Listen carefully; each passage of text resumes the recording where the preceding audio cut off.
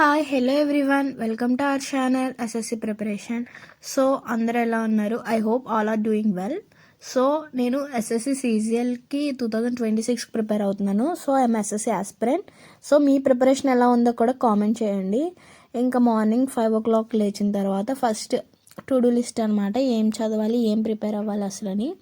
So polity ఇంకా start చేశాను. Polity, vocabulary and third one వచ్చేసి రేషియో అండ్ ప్రపోర్షన్ టాపిక్ మీద ఆల్రెడీ నోట్స్ ప్రిపేర్ చేశాను కదా.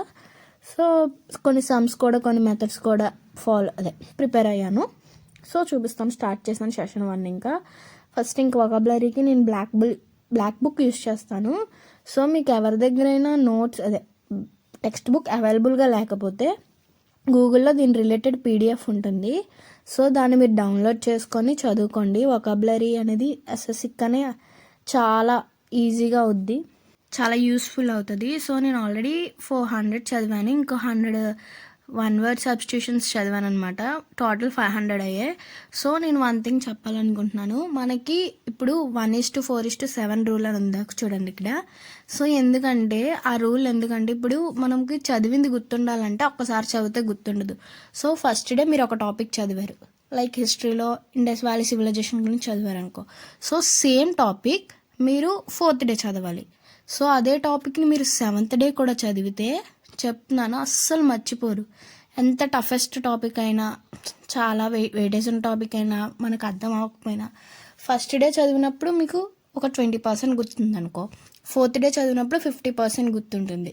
7th డే ఒక 90% 80% గుర్తుంటుంది. సో ఎవరికి 100% గుర్తుండదు. అట్లీస్ట్ 90% గుర్తుందంటే మనకి ఆ టాపిక్ అనేది ఇంకెప్పటికీ మర్చిపోము.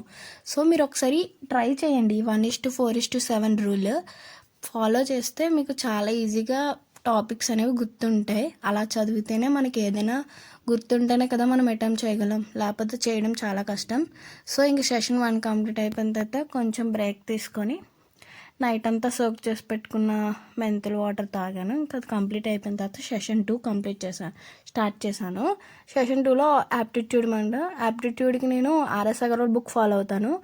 సో మీరు కూడా ఇందులో అయితే మొత్తం ఆర్ఆర్బీ, ఎస్ఎస్సి, బ్యాంక్ రిలేటెడ్గా అంటే ప్రీవియస్ ఇచ్చిన క్వశ్చన్స్ ఇస్తాడు, కొన్ని సాల్వ్డ్ ఎగ్జాంపుల్స్ కూడా ఇస్తాడు, టాపిక్ కూడా ఇస్తాడు. సో కొన్ని క్వశ్చన్స్ కూడా ప్రాక్టీస్ చేశాను. సో ఇది ఇంకా మ్యాథ్స్. అండ్ టుడే క్వశ్చన్ వచ్చేసి ఏంటంటే, సో లాస్ట్ వీడియోలో ఉన్న క్వశ్చన్కి ఎవరు ఆన్సర్ చేయలేదు, తెలిస్తే ఆన్సర్ చేయండి.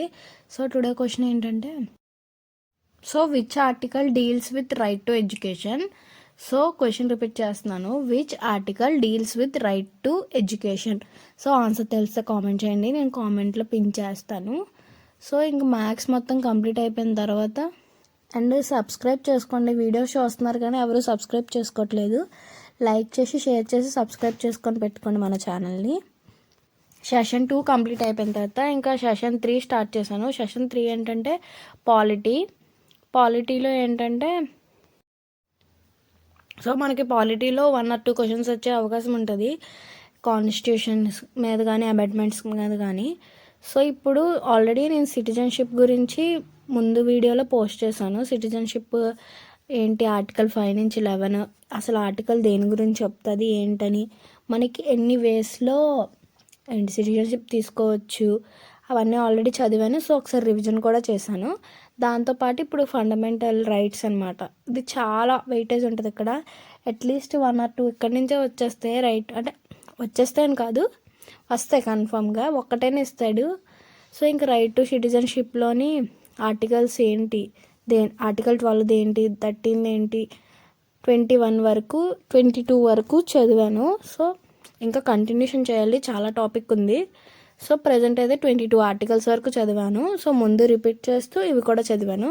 సో మనకి ఆర్టికల్స్ అలా కంటిన్యూగా చదివితే తప్ప గుర్తుండవు.